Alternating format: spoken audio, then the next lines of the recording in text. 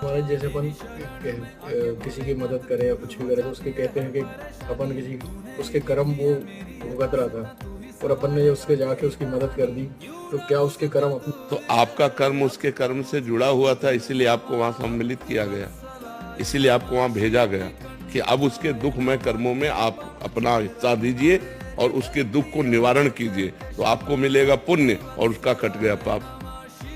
बिना संयोग भगवान के कराए थोड़ी तुम पहुंच गए। मान लो कोई तड़प रहा है और आप पहुंच जाते हैं और आप उसकी तड़पन को मिटा देते हैं, अस्पताल ले जा करके उसके दुख को मिटा देते हैं, तो आपका भगवान के द्वारा भेजा हुआ कार्य है।